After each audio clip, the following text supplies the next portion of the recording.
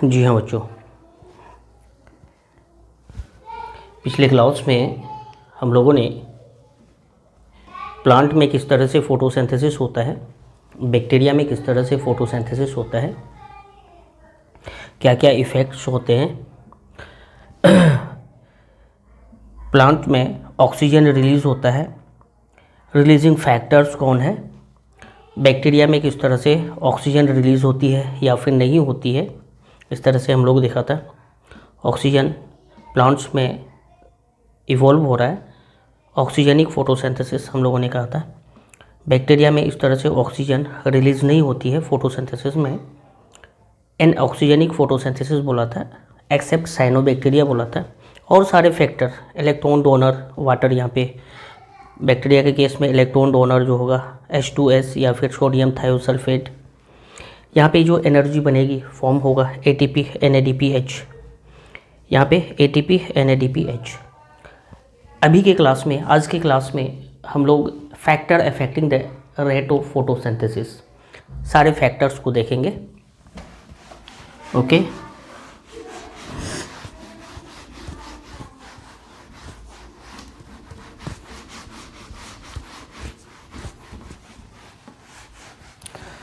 क्या क्या फैक्टर्स है फोटोसिंथेसिस के, उस फैक्टर्स पे आज हम लोग डिस्कस करेंगे।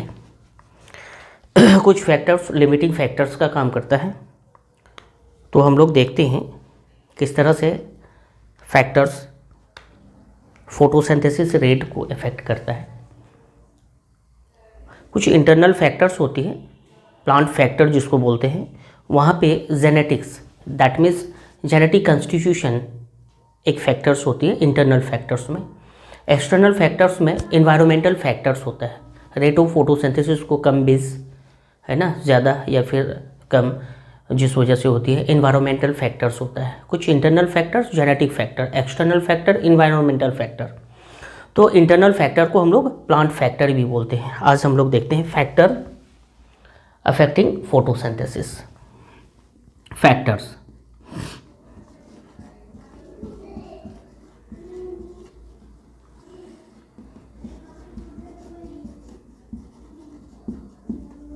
Affecting rate of photosynthesis. क्या? Factor affecting photosynthesis.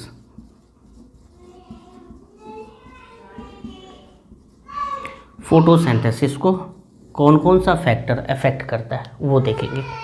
सबसे पहले फैक्टर्स की अगर बात करेंगे तो ये जो फैक्टर्स होगा, कुछ इंटरनल फैक्टर्स होंगे, हमारे अंदर की कुछ फैक्टर्स होंगे जिस वजह से रेट ऑफ फोटोसिंथेसिस में डिक्रीज़ या फिर इंक्रीज़ होगा, और कुछ एक्सटर्नल फैक्टर्स एनवायरनमेंट्स के थ्रू क्या होंगे, रेट ऑफ फोटोसिंथेसिस कम या बेस होगा। तो यहाँ पे हम लोग इंटरनल फैक्टर्स और एक्सटर्नल फैक्टर्स को देखेंगे। एक फैक्टर्स इंटरनल और एक फैक्टर क्या होगा, एक्सटर्नल फैक्टर्स होगा। इंटरनल फैक्टर्स,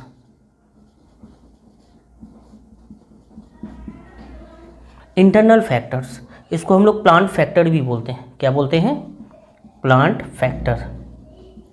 प्लांट में ही फोटोसिंथेसिस होगा, जिस वजह से इसको क्या बोलेंगे, प्लांट फैक्टर बोलेंगे। एक होता है external factor, external,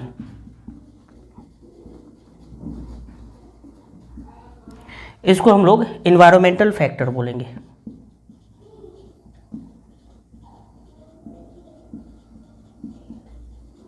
environmental factor बोलेंगे। Plant factor, environmental factor. Internal factor, यहाँ पे जेनेटिक कंस्टिट्यूशन, प्लांट किस तरह के जेनेटिक मेकअप से बना हुआ है, जेनेटिक कंस्टिट्यूशन यहाँ पे कैसा है, इंटरनल फैक्टर्स में वो आएगा। उसके अलावा number, size, age, orientation of leaves, mesophyll cells, chloroplast, किस तरह से, वो भी फैक्टर्स यहाँ पे इंटरनल फैक्टर्स में सारे आएंगे। उसके अलावा क्लोरोफिल का अमाउंट, जेनेटिक मेकअप है ना, कंडीशन जहाँ पे प्लांट ग्रो करता है, ये सारे फैक्टर्स इंटरनल फैक्टर्स में आएंगे। तो हम लोग इंटरनल फैक्टर्स में देखते हैं क्या क्या इंटरनल फैक्टर्स होंगी। एग्जाम्पल हम लोग देखते हैं क्या क्या इंटरनल फैक्टर्स होंगी।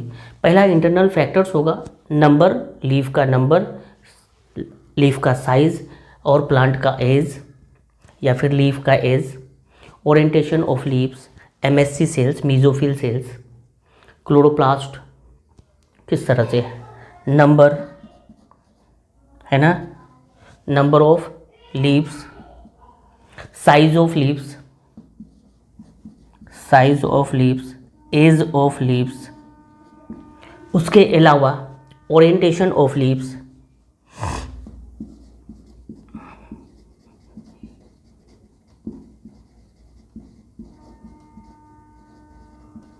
ओरिएंटेशन ऑफ लीव्स, और कुछ factors MSC cells, mesophyll cells, MSC लिखते हैं, मीजोफिल सेल्स, और क्लोरोप्लास्ट, नंबर ऑफ क्लोरोप्लास्ट, ये सारा फैक्टर्स होगा इंटरनल फैक्टर्स। क्या होगा, इंटरनल फैक्टर्स। नेक्स्ट जो होगा अमाउंट ऑफ क्लोरोफिल, क्लोरोफिल का अमाउंट जितना ज़्यादा होगा सनलाइट एनर्जी उतनी ज़्यादा कैप्चर होगी और फिर फोटोसिंथेसिस उतना ज़्यादा परफॉर्म होगा। तो chlorophyll amounts, amounts of chlorophyll,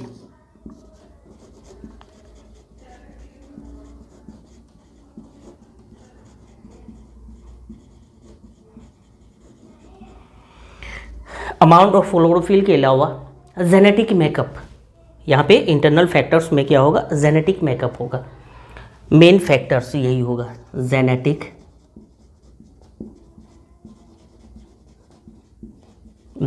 makeup, gene का बनावट कैसा है ना, और प्लांट कहाँ पे ग्रो कर रहा है, and plant condition where plant grow, condition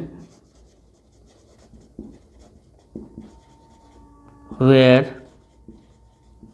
plant grow, कहाँ पे, किस सिचुएशन में ग्रो कर रहा है ना। सॉइल का कॉन्स्टिट्यूशन क्या है, वहाँ का क्लाइमेटिक कंडीशंस कैसा है, ज्योमेटिक जियोग्राफिकल एरियाज़ कैसा है जहाँ पे प्लांट ग्रो कर रहा है, ये सारा फैक्टर्स। वहाँ पे हवा किस रेट किस तरह से चलती है या फिर मैक्सिमम कांस्टेंट रहती है, तेज़ हवा, ज़्यादातर टाइम तेज़ हवा चलती है, ये सारा फैक्टर्स इंटरनल फैक्टर्स होगा। क्या होगा, इंटरनल फैक्टर्स होगा, जिसको हम लोग प्लांट फैक्टर बोले। नेक्स्ट हम लोग देखेंगे एक्सटर्नल इन्वायरमेंटल फैक्टर। यहाँ पे हवा, पानी, कार्बन डाइऑक्साइड, टेम्परेचर, ऑक्सीजन, ये सारा जो एटमॉस्फेयर में एनवायरनमेंट में प्रेजेंट होगा, ये फैक्टर अफेक्ट करेगा रेट ऑफ फोटोसिंथेसिस को। Factor affecting photosynthesis, that means कुछ फैक्टर एनवायरनमेंट के होंगे जो हमें असर करेगा, प्लांट को असर करेगा, प्लांट के फोटोसिंथेसिस रेट को कम बेस करेगा। तो यहाँ पे एग्जांपल देखेंगे एक्सटर्नल फैक्टर्स में वाटर, उसके अलावा light, carbon dioxide, temperature,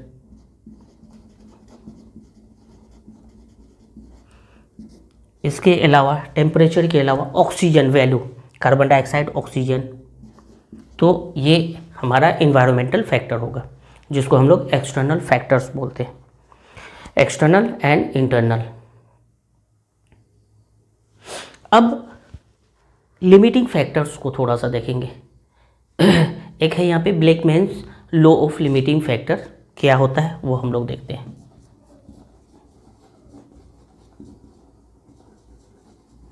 Blackman law of limiting factor, Blackman's law of limiting factor.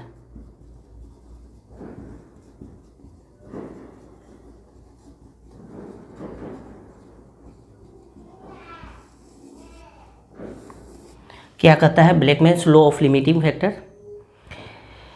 When a chemical process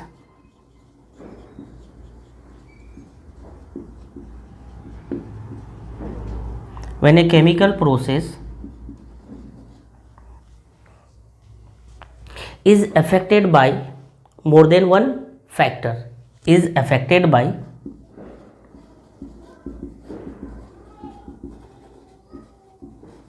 more than one factor, एक से ज़्यादा factor, process, chemical process is affected by more than one factor,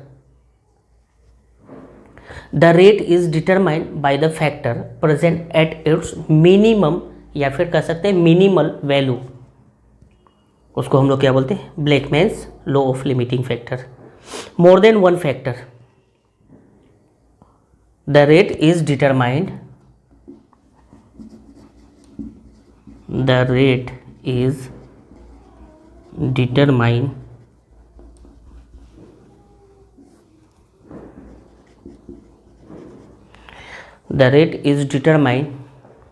by the factor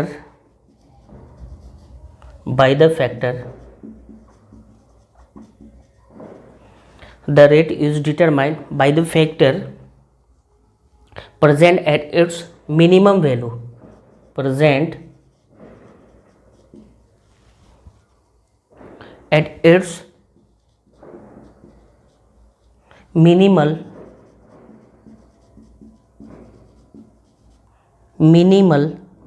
value या फिर minimum value. Minimum value में वो factor किस तरह से क्या काम कर रहा है। When a chemical process is affected by more than one factor, chemical process affect हो रहा है मोर than one factor, the rate is determined by the factor present at its minimum value, minimal value, उस value में, है ना, जो factors affect हो रहा है। जैसे देखो सारा कंडीशंस सही है, एक कोई कंडीशंस क्या है, मिनिमम है, उसको धीरे धीरे हम बढ़ाएंगे तो वो किस तरह से बिहेव कर रहा है। जैसे फोटोसिंथेसिस है, लाइट इंटेंसिटी, क्वांटिटी, ड्यूरेशन सब कुछ दे रहे हैं, ऑक्सीजन अदर सब वैल्यू दे रहे हैं। एक कोई क्वांटिटी को हम लोग क्या कर रहे हैं, धीरे धीरे बढ़ा रहे हैं, मिनिमम से मैक्सिमम कर रहे हैं, तो इफेक्ट क्या हो रहा है, उसको हम लोग बोलते हैं Blackman's law of limiting factor.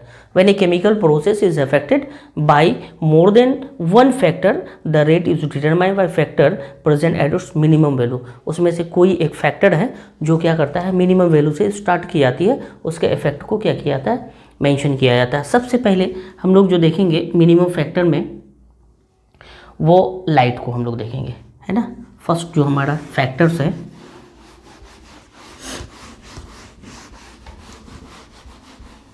Light के इंटेंसिटी को, लाइट की क्वांटिटी को, ड्यूरेशन को हम लोग चेंज कर रहे हैं। फर्स्ट जो फैक्टर्स हम लोग देखेंगे, लाइट किस तरह से बिहेव करता है, लिमिटिंग फैक्टर्स है तो किस तरह से है। लाइट के रिगार्ड बात करेंगे तो लाइट की इंटेंसिटी होगी, लाइट की क्वांटिटी होगी, लाइट ड्यूरेशन होगा। लाइट इंटेंसिटी,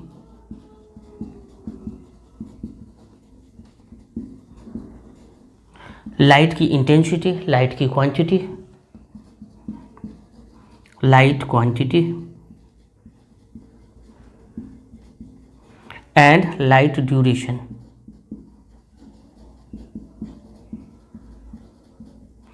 ये फैक्टर्स है। लाइट की इंटेंसिटी किस तरह से है, कम है, ज़्यादा है। लाइट की क्वांटिटी, किस क्वांटिटी में। लाइट ड्यूरेशन, पूरे दिन में लंबा टाइम है या फिर शॉर्ट ड्यूरेशन है ना। जो गर्मी के मौसम होते हैं, दिन बड़े होते हैं तो लाइट ड्यूरेशन प्लांट्स को ज़्यादा लंबे टाइम तक मिलेगा। लॉन्ग डे प्लांट वहाँ पे फ्लावरिंग अच्छे से करेंगे। जैसे ठंडे का टाइम है, सर्दी का टाइम है, तो दिन छोटी हो जाती है, रातें बड़ी हो जाती है, तो दिन में प्लांट को लाइट कम ड्यूरेशन के लिए मिल रहा है, तो शॉर्ट डे प्लांट्स वहाँ पे ज़्यादा परफॉर्म करते हैं। और फिर जो इस तरह से short day, long day plants और इसके अलावा डे न्यूट्रल प्लांट्स होता है, जिसको लाइट ड्यूरेशन से कोई मतलब ही नहीं है, इंटेंसिटी से कोई मतलब नहीं है, वो फ्लावरिंग करेंगे, है ना, डे न्यूट्रल प्लांट्स बोलते हैं। तो इनमें से ये सारे जो फैक्टर्स हैं लाइट के, लाइट इंटेंसिटी, लाइट क्वांटिटी, ये किस तरह से परफॉर्म करता है। अब यहाँ पे थोड़ा सा ग्राफ के थ्रू हम लोग देखते हैं कि यहाँ पे जो रेट ऑफ फोटोसिंथेसिस है वो किस तरह से चेंज हो रहा है। एक्स एंड वाई एक्सिस पे हम लोग मेंशन करते हैं ग्राफ के through rate of photosynthesis, rate of photosynthesis, और एक्स एक्सिस में इंटेंसिटी, लाइट की इंटेंसिटी को हम लोग इंक्रीज करते हैं। इस साइड क्या कर रहे हैं, लाइट इंटेंसिटी, लाइट इंटेंसिटी बढ़ा रहे हैं, और इधर रेट ऑफ फोटोसिंथेसिस को मेंशन कर रहे हैं। ओके, लाइट इंटेंसिटी को बढ़ा रहे हैं, रेट ऑफ फोटोसिंथेसिस इंक्रीज हो रही है, रेट ऑफ फोटोसिंथेसिस इंक्रीज हो रही है। एक टाइम ऐसा आ रहा है जहाँ पे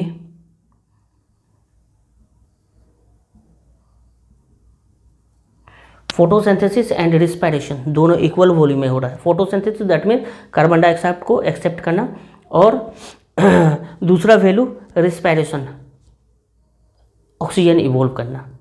ये दोनों जब बराबर होते हैं that means rate of photosynthesis and rate of respiration दोनों जब इक्वल पॉइंट्स में होते हैं, तो एक पॉइंट होता है जब दोनों क्या होती है, rate of photosynthesis and rate of respiration, ये दोनों बराबर होते हैं। इसको हम लोग देखते हैं कंपनसेशन पॉइंट बोलते हैं, सॉरी कंपनसेशन पॉइंट बोलते हैं इसको।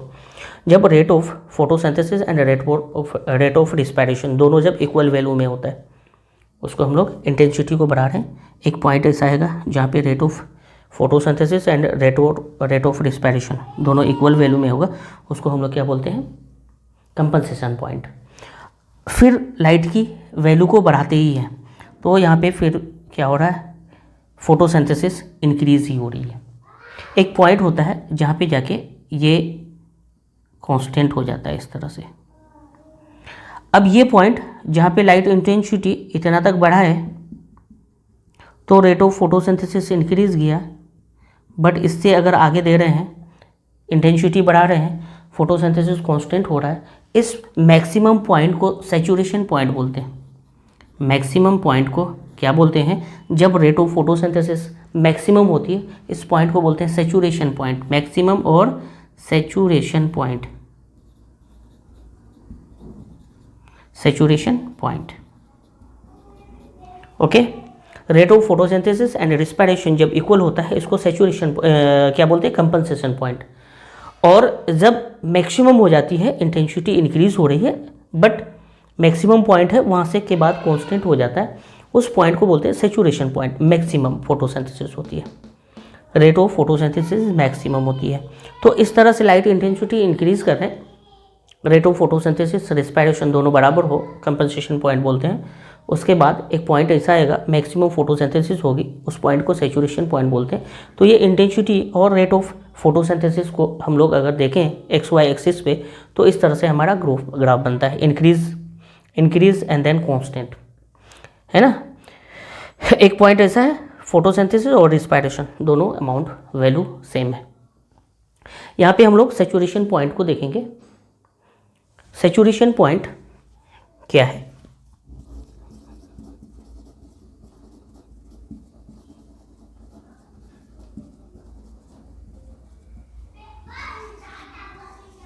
सैचुरेशन पॉइंट है ना। ये सैचुरेशन पॉइंट कब आता है, फुल सनलाइट का 10% जो क्वांटम एनर्जी होती है वो काफ़ी होता है। 10% ऑफ फुल सनलाइट, यह क्या होता है, 10% ऑफ फुल सनलाइट, ये इंटेंसिटी जो है 10%, वो इंटेंसिटी काफ़ी होती है किसी भी प्लांट के फोटोसिंथेसिस को मैक्सिमाइज करने के लिए। Light really a limiting factor, जैसे कैनोपी है, नीचे का प्लांट्स है, उसको लाइट नहीं मिलता है, तो ये क्या होता है, एक तरह से लिमिटिंग फैक्टर्स होती है। रियली ए लिमिटिंग फैक्टर क्या होती है, लाइट, क्योंकि 10% ही मैक्सिमम फोटोसिंथेसिस के लिए, दैट मीन्स सैचुरेशन पॉइंट के लिए सफिशिएंट होता है। इसी वजह से कह सकते हैं light is really a limiting factor. क्या बोल सकते हैं, light is really a limiting factor.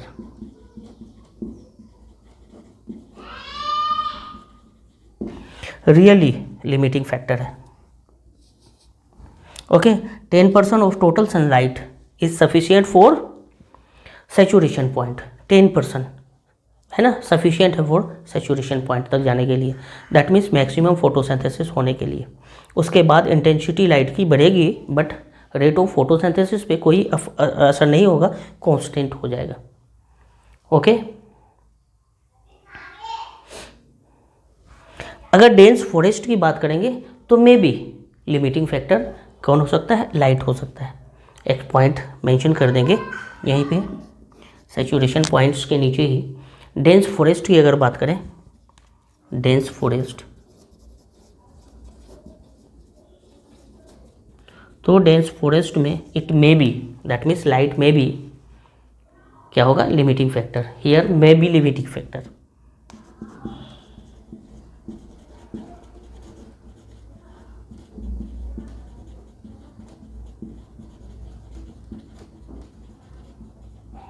Here light में बी लिमिटिंग फैक्टर। जब डेंस फॉरेस्ट होंगे तो नीचे के जो हर्ब्स होंगे उनको सफिशिएंट लाइट नहीं मिलेगा, बट 10% किसी वजह से मिल ही जाएगा, है ना, सेचुरेशन पॉइंट में आ ही जाएगा, फोटोसिंथेसिस मैक्सिमम कर ही लेगा, ये होती है। अब रेट ऑफ फोटोसिंथेसिस डिक्रीज होती है, उसको हम लोग बोलते हैं, अगर इंटेंसिटी और बढ़ा रहे हैं तो हो सकता है कि ये रेट घट जाए, फोटोसिंथेसिस रेट जो मैक्सिमम है वो फिर घटने लगे, उसको हम लोग बोलते हैं solarization. Rate of photosynthesis decreases when intensity increases, उसको हम लोग क्या बोलते हैं, सोलराइजेशन बोलते हैं। रीज़न फोटो ऑक्सीडेशन हो सकता है या फिर फोटो इनहिबिशन हो सकता है, पिगमेंट सिस्टम सेकेंड डैमेज हो सकता है या फिर इनहिबिट हो सकता है। Okay, rate of photosynthesis decreases. Next point हम लोग इसी में देखेंगे, लाइट इंटेंसिटी इंक्रीज होगी तो क्या होगा, रेट ऑफ फोटोसिंथेसिस डिक्रीज होगा, रेट ऑफ फोटोसिंथेसिस डिक्रीजेज। इस तरह से इंटेंसिटी इंक्रीज होगी तो इसको हम लोग क्या बोलेंगे, कॉल्ड सोलराइजेशन।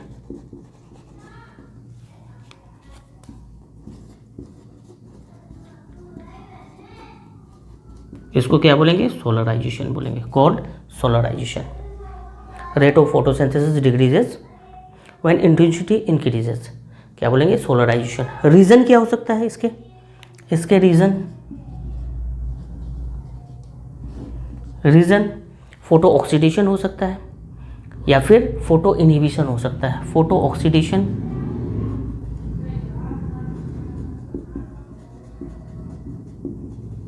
और फोटो इनहिबिशन।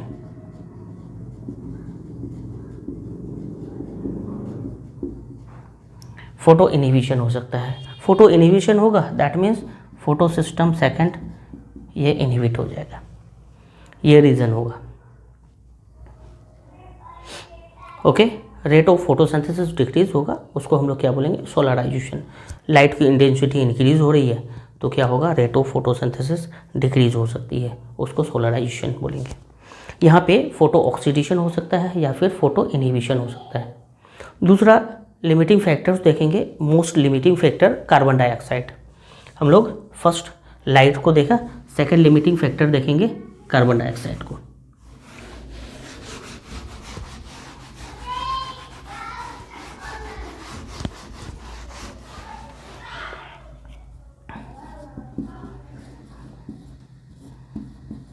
कार्बन डाइऑक्साइड को लिमिटिंग फैक्टर देखते हैं, मोस्ट लिमिटिंग फैक्टर है ये।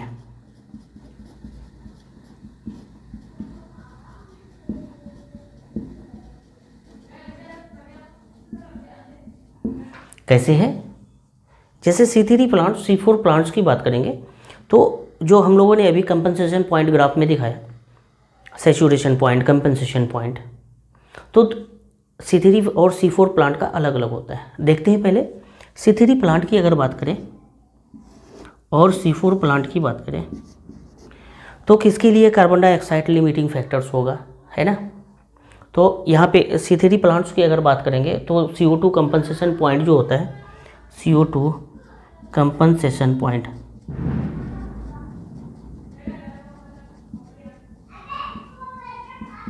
और दूसरा पहले हम लोग CO2 कंपनसेशन पॉइंट को देखते हैं।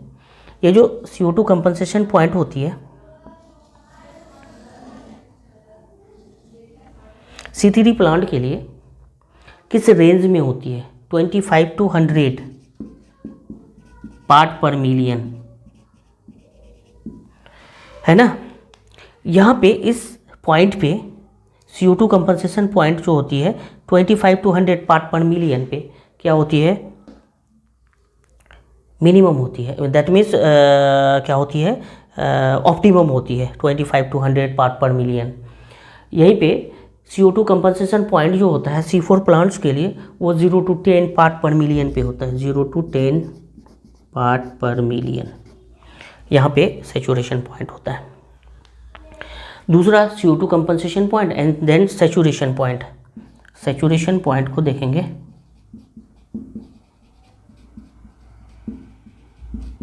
सैचुरेशन पॉइंट की अगर बात करेंगे तो more than 450 part per million पे, और C4 प्लांट्स की अगर बात करें तो ये 6 360 पार्ट पर मिलियन पे सेचुरेशन पॉइंट होता है। तो कार्बन डाइऑक्साइड का जो वैल्यू होगा पार्ट पर मिलियन पे हम लोग मेंशन करते हैं। तो ऑप्टिमम C3 के लिए जो CO2 कंपनसेशन पॉइंट होगा 25 to 100 part per million. Saturation point जो होगा C3 का मोर देन 450 पार्ट पर मिलियन। और यहाँ पे C4 प्लांट्स की अगर बात करें तो 0 to 10, दैट मीन्स ये कम है। ये जो रेंज C3 प्लांट का ज़्यादा है, कार्बन डाइऑक्साइड ज़्यादा होगा तो इनको क्या होगा, फ़ायदा होगा, C3 प्लांट्स को फ़ायदा होगा, है ना। और अगर कार्बन डाइऑक्साइड कम होगा तो इसको फ़ायदा होगा। इसका लिमिटिंग फैक्टर्स है, कम है। और अगर सेचुरेशन पॉइंट की बात करेंगे तो सेचुरेशन पॉइंट भी इसका ज़्यादा है इनके कंपैरिजन में। C4 प्लांट्स का कम है, C3 का ज़्यादा है सेचुरेशन पॉइंट। सेचुरेशन पॉइंट हम लोग अभी बात किए जहाँ पे क्या होती है, एक पॉइंट ऐसा होता है इंटेंसिटी बढ़ाते हैं लाइट की, तो वहाँ पे क्या होता है मैक्सिमम फोटोसिंथेसिस होती है। यहाँ पे कार्बन डाइऑक्साइड का उस तरह से अगर हम लोग मेंशन करते तो कार्बन डाइऑक्साइड का वैल्यू बढ़ाते, रेट ऑफ फोटोसिंथेसिस क्या होता है, इंक्रीज होता है। कब तक होता है, एक सेचुरेशन पॉइंट तक होता है, कंपनसेशन पॉइंट तक होता है, और दूसरा सेचुरेशन पॉइंट तक। कंपनसेशन पॉइंट तक कहने का मतलब फोटोसिंथेसिस और रिस्पायरेशन दोनों इक्वल्स होता है। सेचुरेशन पॉइंट पे क्या होता है, मैक्सिमम होता है। तो carbon dioxide as a limiting factor, most limiting factor. C3 के लिए रेंज याद रखेंगे, C4 के लिए याद रखेंगे, इस तरह से। अब अगर कार्बन डाइऑक्साइड का वैल्यू इंक्रीज हो रहा है तो फोटोसिंथेटिक एक्टिविटी भी तो इंक्रीज होगी। C3 प्लांट के लिए क्या होगा, बेनिफिशियल होगा।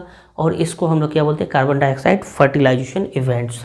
क्या बोलते हैं, कार्बन डाइऑक्साइड क्या कर रहा है, रेट ऑफ फोटोसिंथेसिस को इंक्रीज कर रहा है, that means as a fertilizer काम कर रहा है। तो कार्बन डाइऑक्साइड को ही क्या बोलते हैं, फर्टिलाइजेशन इफेक्ट बोलते हैं। कार्बन डाइऑक्साइड का वैल्यू, CO2 वैल्यू अगर इंक्रीज हो रहा है, ज़्यादा है, तो क्या होगा, फोटोसिंथेटिक एक्टिविटी ज़्यादा होगी। Photosynthetic activity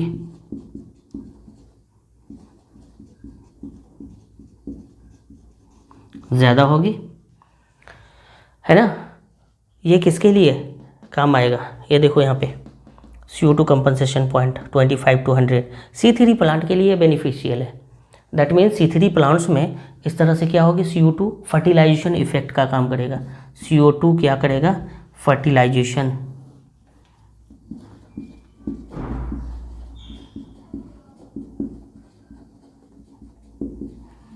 CO2 fertilisation effect करेगा।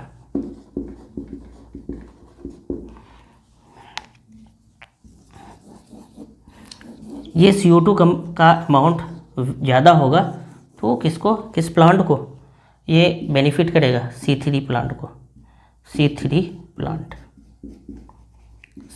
प्लांट के लिए ये क्या होगा, बेनिफिशियल होगा।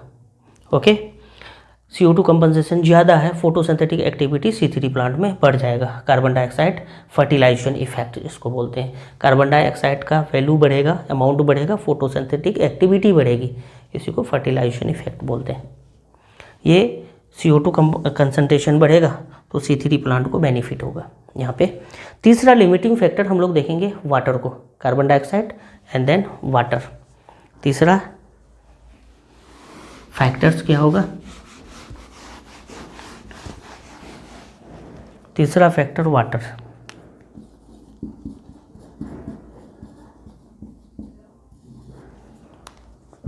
ये वाटर प्लांट जितना भी पानी एब्जॉर्ब करता है उनका 1% फोटोसिंथेसिस के लिए काफ़ी है ना।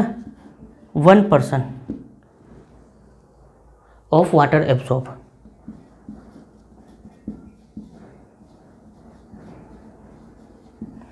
ये फोटोसिंथेसिस के लिए काफ़ी है, 1% by the plant,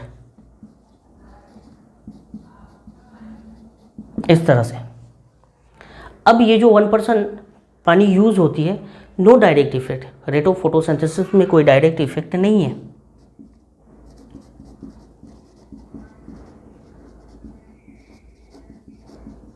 but indirect effect यहाँ पे शो होती है। इनडायरेक्ट इफेक्ट देखते हैं कैसे,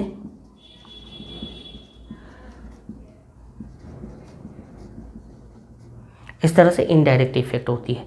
जैसे इनडायरेक्ट इफेक्ट, वाटर की कमी हो गई तो स्टोमाटा क्लोज हो जाएंगे, क्योंकि वाटर की कमी हो जाएगी तो स्ट्रेस हार्मोन का फॉर्मेशन होगा, वो स्ट्रेस हार्मोन स्टोमाटा को क्लोज कर देगा।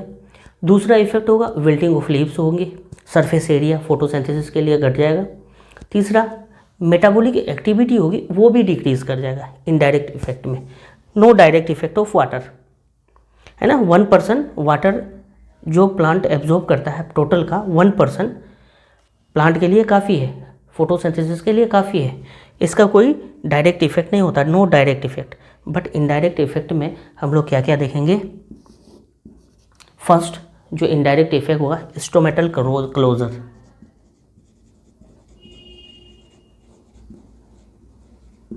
दूसरा जो इफेक्ट होगा wilting of leaves,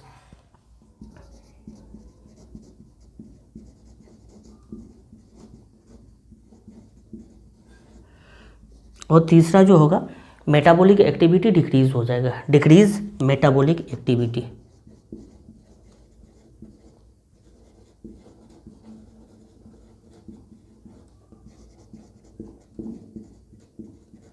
decrease metabolic activity, ये सारे इफेक्ट्स होंगे।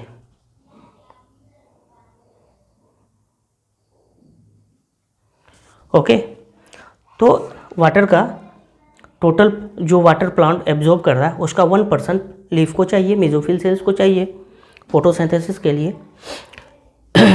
सो इसका कोई डायरेक्ट इफेक्ट तो नहीं होता है, बट इनडायरेक्ट इफेक्ट में इस तरह से स्टोमाटा क्लोज हो जाती है या फिर विल्टिंग ऑफ लीव्स हो जाता है, डिक्रीज कर जाता है मेटाबॉलिक एक्टिविटी, ये सारी रेट होती है, ये सारी इफेक्ट्स इनडायरेक्टली शो होता है। फोर्थ जो फैक्टर्स हम लोग देखेंगे टेम्परेचर। फोर्थ फैक्टर्स क्या होगा, टेम्परेचर। टेम्परेचर किस तरह से लिमिटिंग फैक्टर्स है, रेट ऑफ फोटोसिंथेसिस को अफेक्ट करता है। Fourth factor temperature.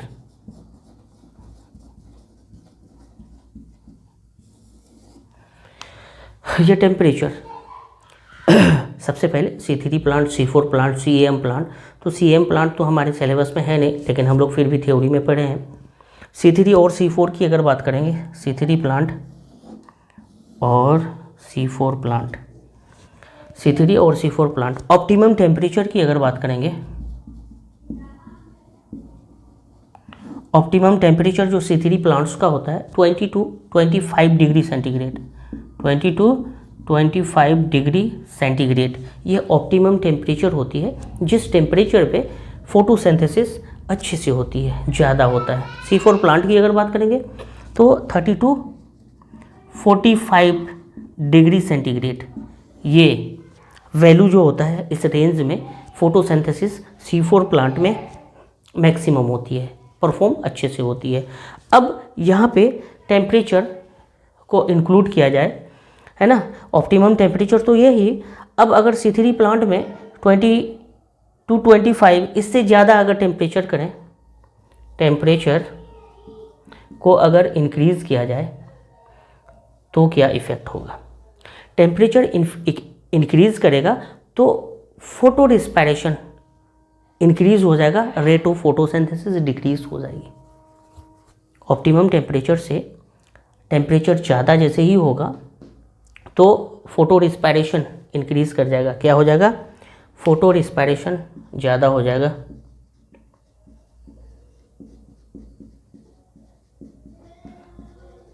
इंक्रीज़ हो जाएगा और फोटोसिंथेसिस डिक्रीज हो जाएगी।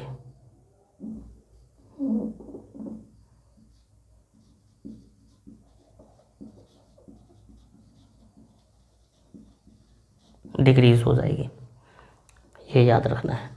और C4 प्लांट में टेम्परेचर जब बिलो होता है 30 से बिलो, 30 to 45 नॉर्मल है, ऑप्टिमम टेम्परेचर है। बट टेम्परेचर जैसे ही डिक्रीज होता है,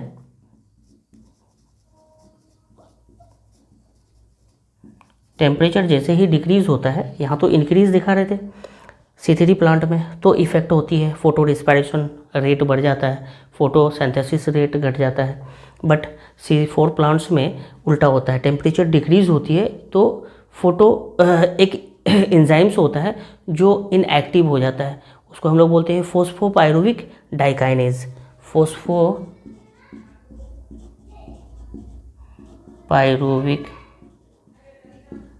डाइकाइनेज।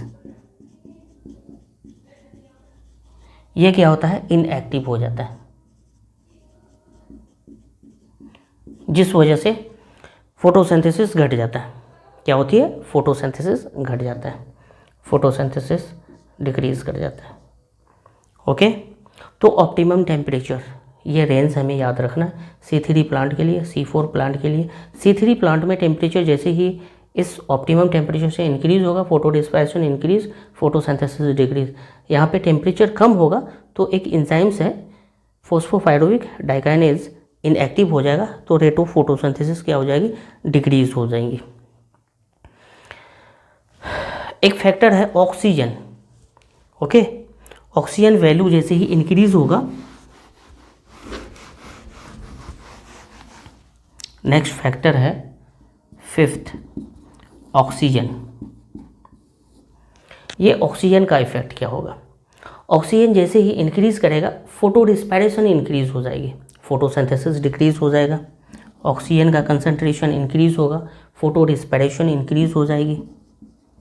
फोटो रिस्पायरेशन क्यों इंक्रीज हो जाएगी, फोटो रिस्पायरेशन क्यों इंक्रीज हो जाएगी, क्योंकि रोबिस्को का ऑक्सीजन के प्रति एफिनिटी बढ़ जाएगी। तो ऑक्सीजन जैसे ही एफिनिटी बढ़ जाएगी तो फोटो रिस्पायरेशन का काम करेगा। रोबिस्को डुअल एंजाइम से कार्बन डाइऑक्साइड को भी फिक्स करता है, ऑक्सीजन को भी। एफिनिटी कार्बन डाइऑक्साइड का ज़्यादा है तो कार्बोक्सिलेशन करता है, और यही ऑक्सीजन का अगर है तो ये क्या करता है, ऑक्सीजनेज का काम करता है, ऑक्सीजनेशन करता है। तो यहाँ पे फोटो रिस्पायरेशन बढ़ जाएंगे और फोटोसिंथेसिस क्या होगा, घट जाएगा।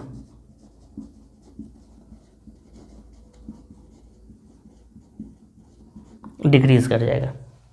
ओके, और इस इफेक्ट को वार्गर इफेक्ट बोलते हैं। फर्स्ट सीन वार्गर ने देखा था, फर्स्ट सीन क्लोरेला में देखा था। इसको क्या बोलते हैं, वार्गर इफेक्ट बोलते हैं, called वार्गर effect, Warburg effect.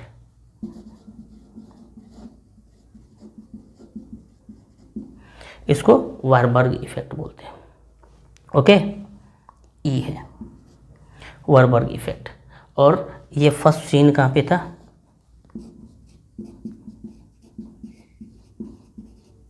क्लोरीला। First time Warburg ने क्लोरीला में ये इफेक्ट को देखा था। ऑक्सीजन वैल्यू जैसे इंक्रीज होता है, फोटो रिस्पायरेशन इंक्रीज होता है, फोटोसिंथेसिस घट जाता है, डिक्रीज हो जाती है। लास्ट फाइनल हम लोग इफेक्ट्स देखेंगे पेस्टिसाइड का। पेस्टिसाइड किस तरह से फंक्शन करता है, सॉरी हर्बिसाइड्स का। सिक्स्थ इफेक्ट देखेंगे हर्बिसाइड्स। ये हर्बिसाइड्स का इफेक्ट क्या होता है, हर्बिसाइड्स में दो हर्बिसाइड्स हम लोग देखते हैं जो पिगमेंट सिस्टम सेकंड और पिगमेंट सिस्टम फर्स्ट को क्या करता है, इनहिबिट करता है। DCMU एक है,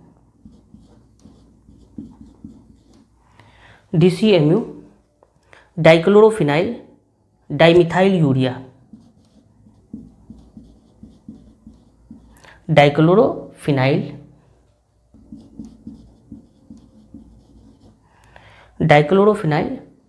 dimethyl urea, dichlorophenyl dimethyl urea.